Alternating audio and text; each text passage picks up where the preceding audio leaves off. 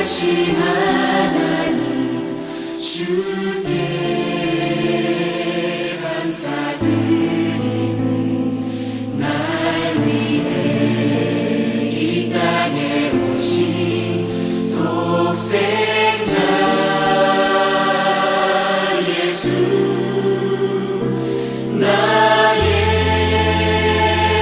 왕과 뜻하게 주를 사랑합니다. 날 위해 이 땅에 오신 독생자 예수. 성도 여러분 안녕하십니까? 기쁘고 행복하고 즐거운 안식일입니다. 밖에는 비가 주룩주룩 내리고 있지만 우리들의 마음에는 하나님의 사랑의 빛으로 환한 그런 안식일 저녁이 되시기를 간절히 바라겠습니다. 우리 프란치스코 교황이 죽고 난 이후에 이 새로운 교황을 선출해야 하는데 기자들이 미국 트럼프 대통령에게 물어봤습니다.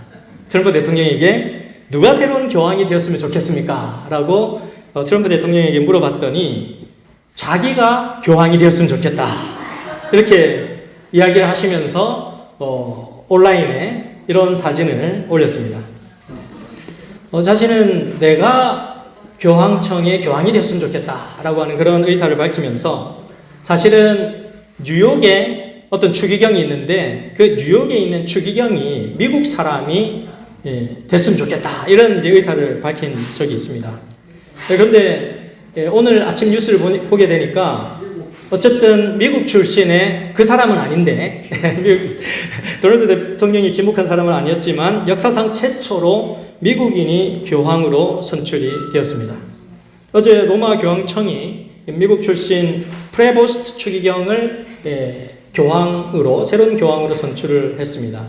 그의 주기명은 레오 14세라고 하는 그런 주기명을 가지고 이제 행사를 하게 될 텐데, 이 로마 교황청의 267대 교황이라고 합니다. 주로 이분은 남미 페루에서 활동을 하셨던 그런 분입니다. 그래서 스페인어가 아주 능통하게 구사를 하고 영어, 프랑스, 포르투갈어, 이탈리아어 이렇게 아주 5개국어를 자유능통하는 그런 사람이고요. 매우 침착하고 절제되며 온화한 인물이라고 평가를 받고 있습니다. 그래서 세대 간 갈등, 젠더 간 갈등, 그리고 국가 간 갈등, 종교적 이념의 갈등 이런 것들이 굉장히 많은데 그런 요인들을 잘 해결할 수 있는 분이라고 로마 교황청에서 이분을 선택을 하셨다고 합니다. 이것이 우리가 성경 요한계시록에서 말하고 있는 요한계시록 13장 3절의 성취인지를 우리가 두고 보도록 하겠습니다. 이제 미국의 최초의 그런 교황이 등극을 했기 때문에 미국과 어떠한 합작품을 만들어낼지는 저희들이 한번 정세를 보면서 살펴보도록 하겠습니다. 2015년 9월 24일에 돌아가신 프란체스코 교황이 미국을 방문해서 미국 국회의회에서 연설을 하게 됐는데 아주 재미있는 일이 발생이 되었습니다. 그것을 조선일보가 그 기사를 다루게 되었는데, 프란치스코 교황이 미국을 방문해서 상원의원, 하원의원들을 다 모아놓고서는 국회에서 연설을 했습니다. 하나님의 말씀을 전하고 일장의 연설을 다 한 다음에 이제 잠시 쉬는 시간에 화장실을 가기 위해서 이제 자리를 비운 사이에 교황이 이 마시던 요 물컵이 없어져 버린 것입니다. 누가 가져갔지? 이렇게 살펴봤더니 그때 당시에 공화당 소속의 밥 브래디라고 하는 상원 의원이 그 교황이 마시던 물컵을 싹 가져간 것입니다. 그래서 왜 가져갔냐라고 이제 나중에 이제 기자들이 물으니까 교황이 만진 물건은 모두가 거룩한 것이기 때문에 교황이 마시던 물을 마시면 내가 영생할까 해서 그 물을 마셨다라고 얘기를 하면서 사무실에 들고 가가지고서는 자기 보좌진에게도 주고 또 자기와 가까운 사람들에게도 주고 또 같은 지역구의 펜실베니아 의원인 그런 밥 케이시 상원을 불러서 그와 그의 어머니와 그의 아내까지 교황이 마시던 물을 자신도 마시고 그 사람들에게도 주어서 마시게 했다는 것입니다. 이분이신데, 미국의 밥 브래디 의원 이분이신데 상당히 물에 관심이 많고, 이제 교황이 마시던 물은 거룩한 성수라고 생각하는 거예요. 거룩한 물이다. 내가 마시면 내 몸에 어떠한 축복의 결과가 올지 모른다. 이렇게 생각을 하면서 우리가 그래도 미국의 상원의원, 국회의원 정도면은 채통을 좀 지키면서 할 만한데 자주 이렇게 그 물컵을 가져와서 자신이 마시는 일들을 보여줬다고 합니다. 물에 대한 집착이 아주 강한 사람인 것 같은데 오늘은 요한복음 7장 말씀을 다루면서 생수 되신 예수 그리스도를 여러분들에게 소개를 해드리려고 합니다. 지난 요한복음 6장에서는 산떡이신 예수 그리스도에 대하여 설명을 하면서 떡으로 존재했던 이스라엘 백성들의 삶 가운데, 그들의 역사 가운데, 그들의 공동체 안에서 산떡으로 존재하시던 그분께서 이제 참 생명 대신, 생명수 대신 주님으로 요한복음 7장 37절에 소개를 하고 있습니다. 요한복음 7장 37절 말씀은 명절 끝날 곧 큰 날에 예수께서 서서 외쳐 이르시되 누구든지 목마르거든 내게로 와서 마시라 라고 말씀하고 있습니다. 요한복음 7장 37절에서 이 44절 말씀은 지금 시작하는 단어가 명절 끝날이라고 하는 단어를 쓰고 있습니다. 이 명절은 초막절을 의미하고 있는데요. 이스라엘 백성들의 3대 절기가 있었죠. 3대 절기가 무엇이었습니까? 유월절, 오순절, 초막절 혹은 장막절, 같은 초막절이나 장막절이나 같은 것입니다.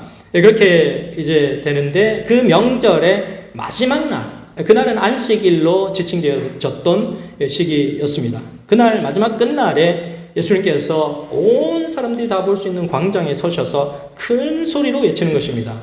누구든지 목마르거든 내게로 와서 마시오라 라고 예수님께서 외치는 것입니다. 예수님께 초청을 받은 사람은 목이 마른 사람이었습니다. 갈급해하는 사람이었습니다.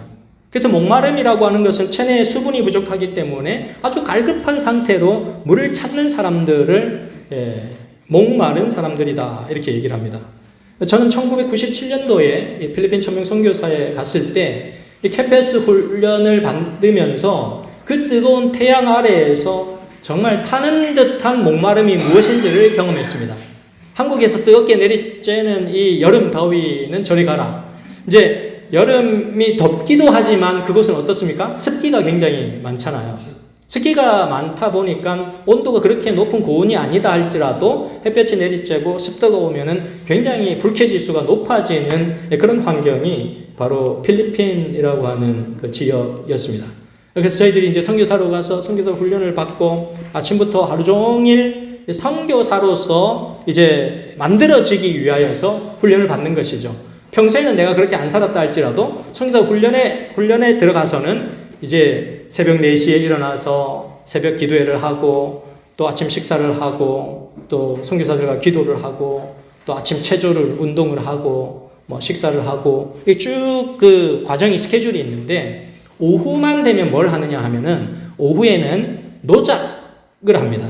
그러니까 그때 당시에는 제가 10기였기 때문에 아직 그 천명선교사 본부가 완전히 건물이나 이런 걸 다 들어서지 않고 완성되지 않았던 시기였습니다.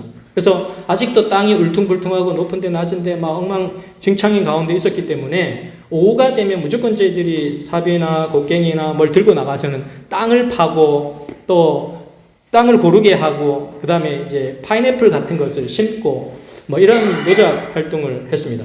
오후에 한 3시간 정도, 한 2시부터 5시 정도까지 떼약볕에 막 이렇게 하다 보면은 땀이 뻘뻘 나고 심한 갈증이 일어납니다.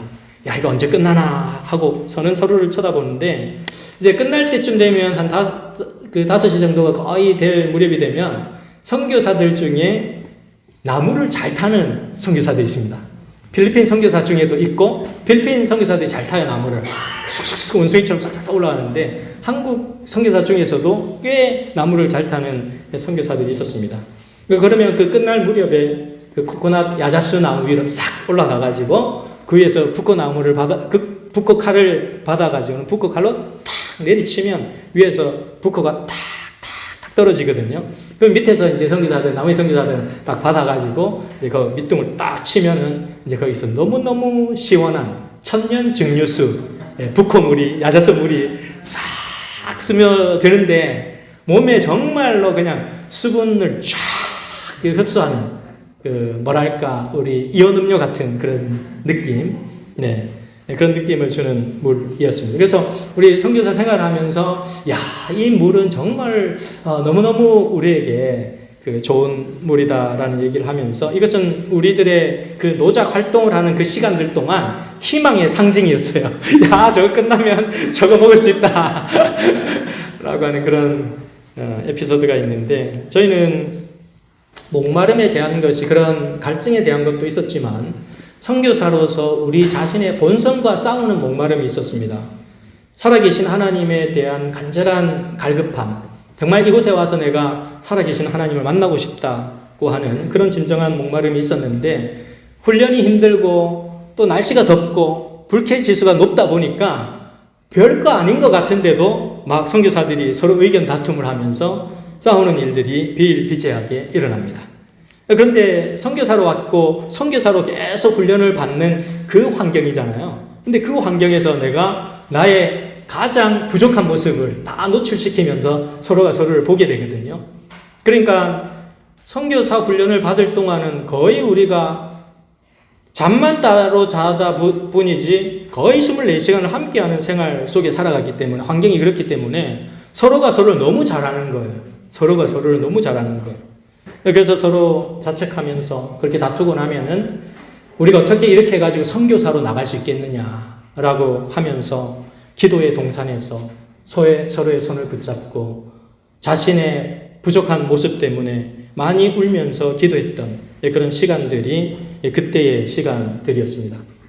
가장 우리에게 필요했던 것은 그 더위 속에 한 모금의 야자수 물도 우리에게 정말 필요했지만, 하나님께서 우리에게 오셔서 살아계신 하나님께서 괜찮아, 내가 너희를 그렇게 연약한 거 알고 불렀어 라고 하는 그 음성을 듣고 싶어서 기도하는 것입니다. 그 음성만이 우리의 본성적인 문제를 해결해 줄 수 있었기 때문에 기도의 동산으로 가는 거예요. 아침에도 새벽에도 저녁에도 점심 먹고 오후에도 기도의 동산으로 가는 거예요. 왜? 그 기도의 동산에서만이 하나님의 음성을 들을 수 있기 때문에. 그래서 많은 선교사들이 그곳에서 새로운 하나님을 만났던 그런 경험들이 있었던 것 같습니다. 요한복음에는 생명의 상징으로 사용되고 있는 대표적인 두 물체가 등장을 하게 되는데, 하나는 떡이고 하나는 물입니다. 떡은 우리의 굶주림과 허기진 상태에서 우리를 해방시켜 줍니다. 우리의 배고픔을 해결해 주는 것이 떡이요 빵입니다. 그런데 물은 지독한 목마름에서, 갈증에서, 수분이 없는 상태에서 우리에게 물을 공급해 주면서 그 목마름으로부터 우리를 해방시켜 주는 것이 물입니다. 그래서 요한복음 4장에서 우리는 운물가로 나온 그 여인을 만났습니다. 그 여인은 영원히 목마르지 않는 물을 만나고 싶어 했어요. 요한복음 6장에서 예수 그리스도께서 너가 나에게 주는 물은 금세 먹고 나면 또 마시고 싶어하는 물이 되겠지만 내가 너에게 주는 물은 영원히 목마르지 않겠다라는 그런 얘기를 해 주시니까 이 사마리아 여인이 그 물에 대한 궁금증이 일어났고, 그 물에 대한 궁금증을 매개로 해서 그는 예수 그리스도를 찾아가는 과정 속으로 들어가게 되었습니다. 요한복음 끊임없이 예수님은 누구이신가? 예수님은 누구이신가라고 하는 질문을 우리에게 던집니다. 그러면서 이 말씀들을 통해서 우리는 예수님은 이런 분이시야, 예수님은 이런 분이시야 라고 하는 것을 계속해서 찾아가게 됩니다. 반복해서 우리는 정말 예수님께서 우리에게 모든 것을 해결해 주실 수 있는 영원한 생명의 주인이라는 사실을 이 말씀을 통해서 우리는 확인해 가는 것입니다. 근데 성경 본문에서 예수님께서 초청하고 계시는 대상은 누구인가 하면은 목마른 사람입니다. 그냥 내 인생에 대해서 어떤 간절한 찾고자 하는 열망도 없는 사람에게 예수님은 생명수를 주시지 않아요. 정말 간절하게 목마름 때문에 하나님을 간절히 찾고자 하는 사람에게 예수 그리스도께서는 다가오셔서 그 갈증을 풀어주시는 것입니다. 예수님께로 나아가셔서 예수님께서 주시는 물을 마시게 되시기를 간절히 바랍니다. 예수님께서 지금 누구든지 목마르거든 내게로 와서 마시라 라고 말씀을 하시고 계시는데, 이것은 유대인 명절의 마지막 날 가장 큰 날이라고 얘기해집니다. 이 성경에서 큰 날이라고 불려지던 날은, 지칭되던 날은 안식일과 유대인 명절의 절기 안식일이 겹치는 날입니다. 그날은 가장 큰 날이라고 일컬어지던 때였습니다. 유대인의 초막절이었고 그때는 초막절이 끝나는 안식일에 해당되는 시간이었습니다. 요한복음 7장은 그 전체가 이 초막절을 배경으로 하고 있습니다. 그래서 초막절에 어떤 일이 이루어지고 어떤 행사를 그들이 했었는지를 알게 되면 예수님께서 왜 내게로 와서 생수를 마시라라고 말씀하셨는지를 우리는 이해할 수 있게 됩니다. 이 초막절은 오늘날 추수감사절과 비슷한 그러한 절기였습니다. 이스라엘 백성들이 광야 생활을 하면서 40년 동안 줄이거나 목마르지 않도록 하나님께서 계속 그들의 삶을 지켜주시고 보호해 주신 것에 대한 감사의 절기로 이 날을 하나님께 드린 것입니다. 그래서 하나님께서 우리의 매 필요를 채워주시는 분이시다 라고 하는 것들을 이 초막절 행사를 통해서 그들이 경험하게 되었습니다. 그래서 이 초막절은 시기적으로 농사를 짓고 그 농사를 지은 것에 대한 결실을 얻는 시간이었어요. 오늘날로 말하면 추수감사절에 해당되는 것입니다. 그래서 수확물을 창고에 다 들여놓고 나서 하나님께 감사의 기도를 드리고 예배를 드리는데 다음에도 농사가 잘 될 수 있도록 하나님 도와주십시오 라고 하는 그러한 기도가 올려지던 때였습니다. 근데 그때 당시에 농사라고 하는 것은 기계 문명이 발달되지 않았기 때문에 하늘의 운명을 맡기는 것이 농사였습니다. 그래서 하늘에서 비를 내려주면 농사가 잘 되는 것이고 하늘에서 비를 잘 내려주지 않으면 농사가 전혀 될 수 없는 환경이 바로 그러한 환경이었습니다. 그런 점에서 이 초막절이라고 하는 것은 물과 깊은 연관을 맺고 있었다라고 우리가 생각해 볼 수가 있습니다. 그런 절기와 연관된 관계 속에서 그들이 얼마나 그 비를 마지막 그 수확을 위해서는 늦은 비가 강렬하게 쏟아 부어야 되잖아요. 이른 비가 싹을 틔우기 위해서는 이른 비가 쏟아져야 되고 늦은 비의 결실을 위해서는 늦은 비가 내려져야 되는 것이거든요. 그래서 이 초막절 성전에서 독특한 행사가 벌어지게 되는데 제단에 물을 붓는 것입니다. 초막절 밤에 많은 사람들이 횃불을 들고 와서는 찬양하고 노래하고 하나님께 예배하는데 제사장이 실로암 연못에서 길러온 물을 금주전자로 옮겨서 성전에 있는 제단 옆 그릇에 이렇게 물을 붓는 것입니다.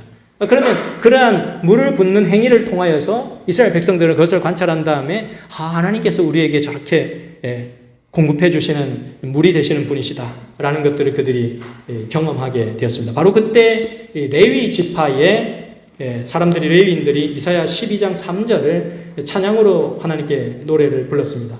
그러므로 너희가 기쁨으로 구원의 운물들에서 물을 기르리로다.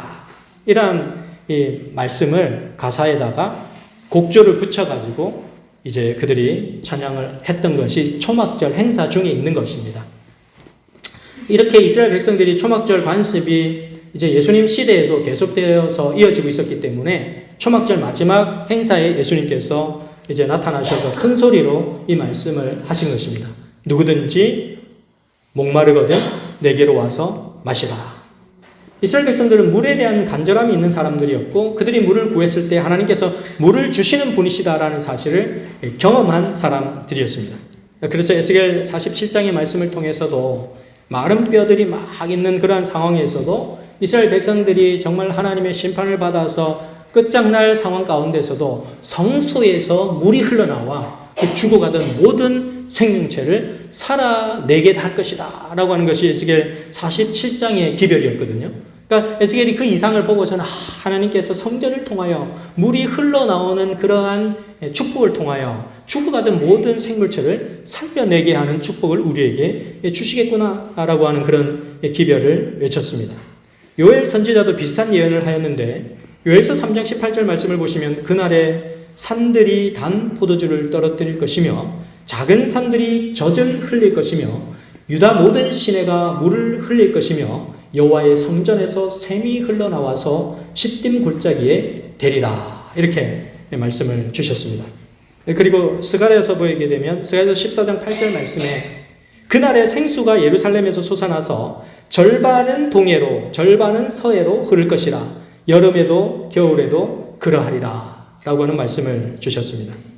이 요한복음을 기록하고 있는 사도 요한도 요한계시록에서 하늘 예루살렘에서 흘러내릴 축복의 물줄기에 관하여 이렇게 기록을 하고 있습니다.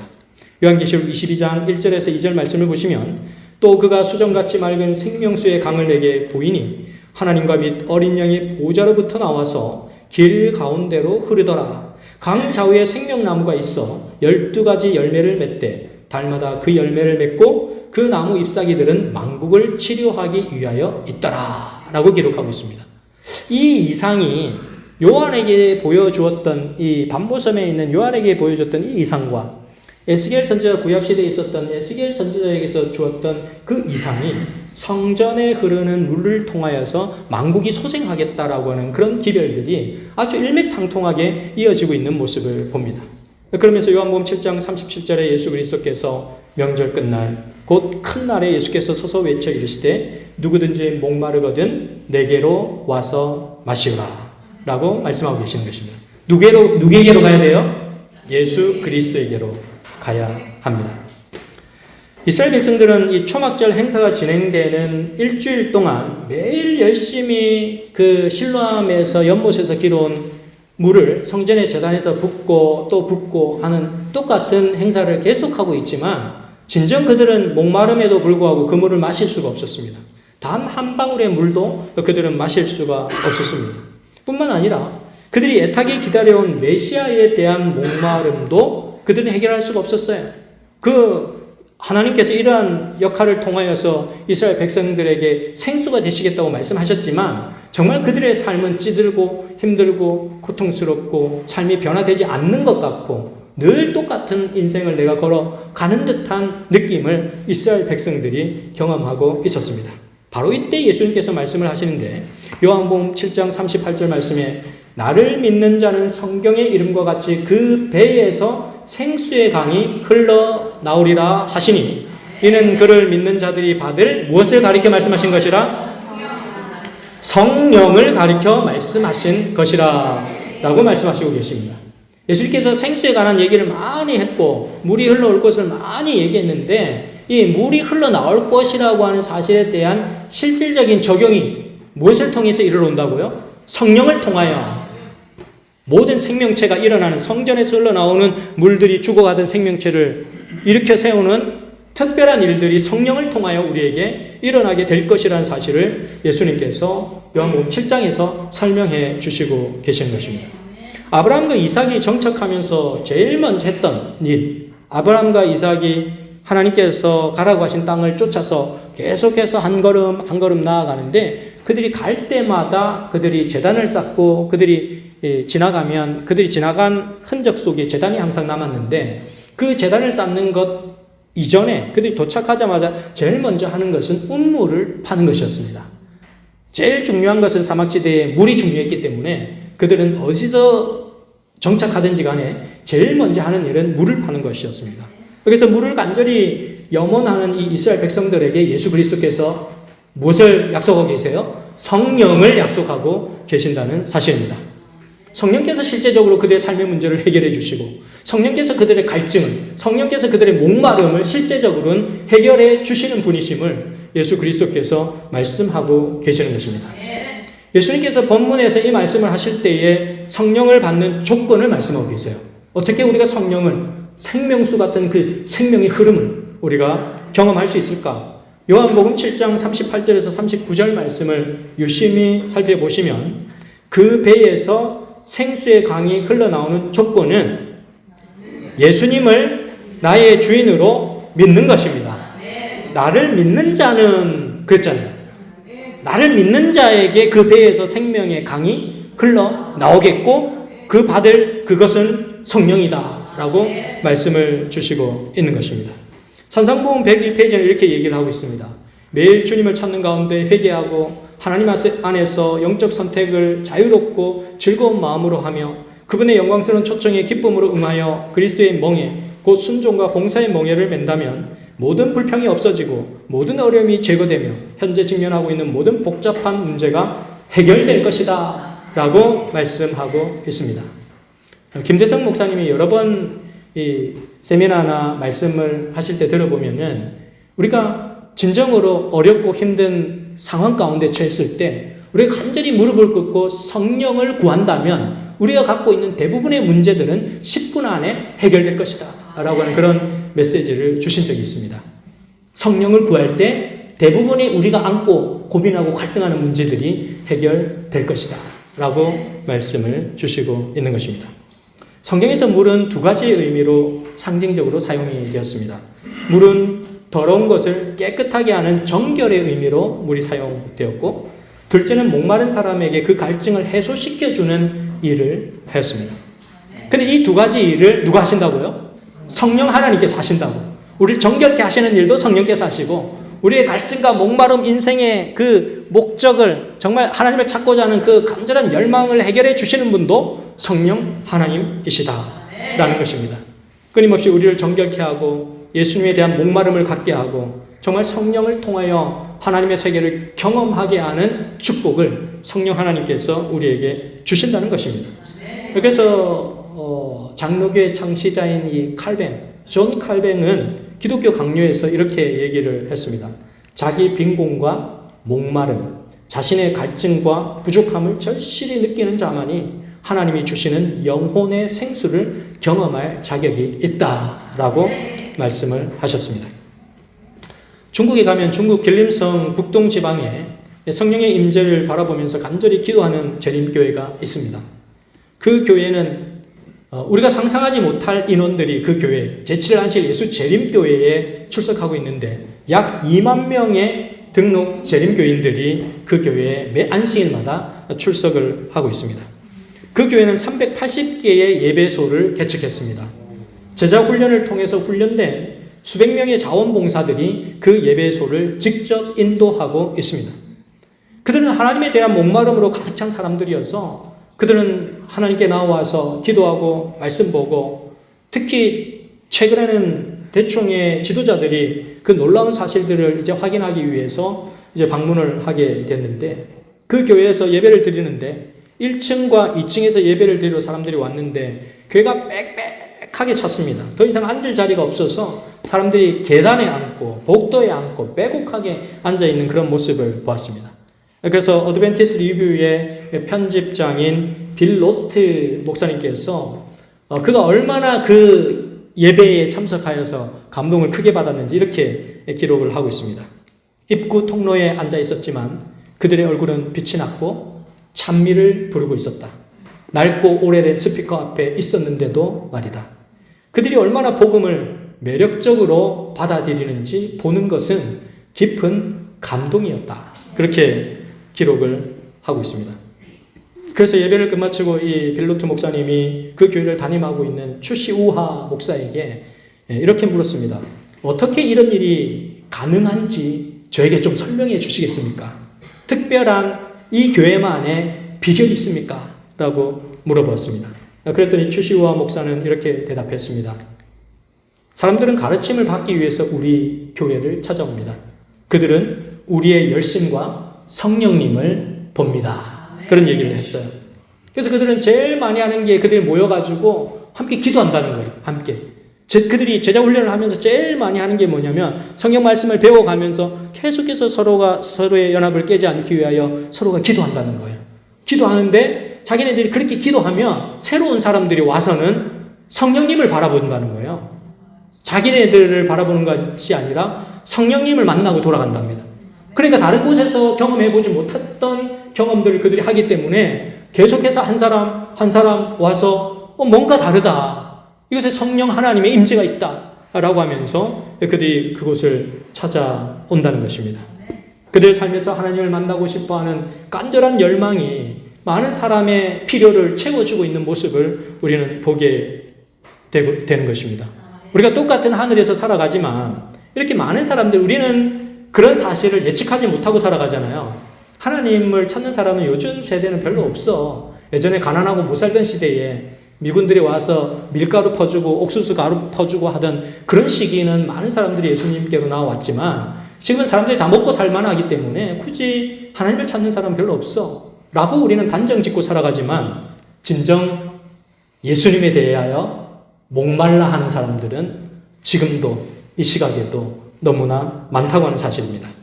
요한복음 7장 37절 말씀에 예수님께서는 누구든지 목마르거든 내게로 와서 마시라 라고 말씀하고 계십니다. 생명이 필요한 사람은 누구나 오라는 것입니다. 어떤 사람을 제한하지 않으시고 예수님께서는 누구나 나에게로 오라라고 하는 것입니다. 우리의 직급이나 우리의 직제나 우리의 경험이나 우리의 커리어를 상관하시지 않고 예수님은 누구나 나에게 오라라고 말씀하십니다. 부자든 가난한 사람이든 성경을 잘 아는 사람이건 성경을 잘 모르는 사람이건 사교적인 사람이건 사교적이지 않은 사람이건 누구나 제한 없이 주님께로 나오면 이 생명수를 주시겠다는 약속을 우리에게 주시고 있습니다. 자신의 삶이 허무하고 인생의 참된 행복이 보이지 않고 달려갈 길이 도저히 보이지 않는 사람은 예수 그리스도께로 달려가시기를 간절히 바랍니다. 바닷물의 이 평균 염분 농도는 약 30퍼밀이라고 합니다. 퍼밀이라고 하는 표기는 그 염분의 농도를 표현할 때 퍼밀이라고 하는데 우리가 백분율로 계산을 안 하고 1000분의 1로 계산을 하는 것이 퍼밀입니다. 그러니까 30퍼밀이라고 하는 것은 1000개에서 30개 정도가 있는 것을 30퍼밀이라고 얘기를 합니다. 그러니까 바닷물 1kg 안에 30g의 염분이 있는 것을 이제 소금의 농도라고 얘기를 합니다.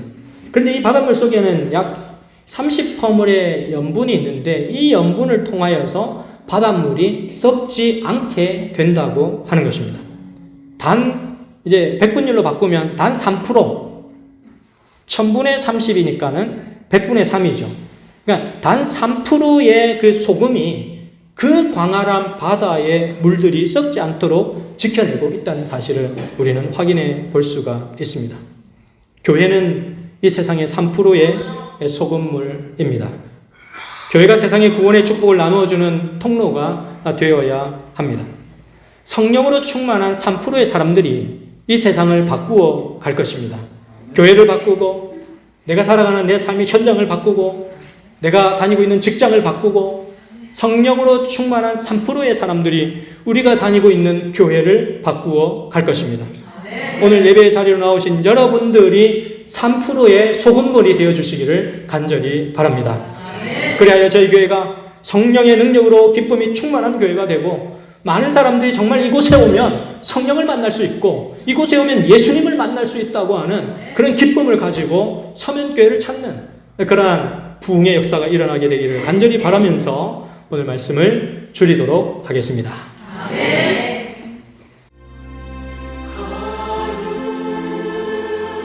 거룩하신 하나님 주께 감사드립니다.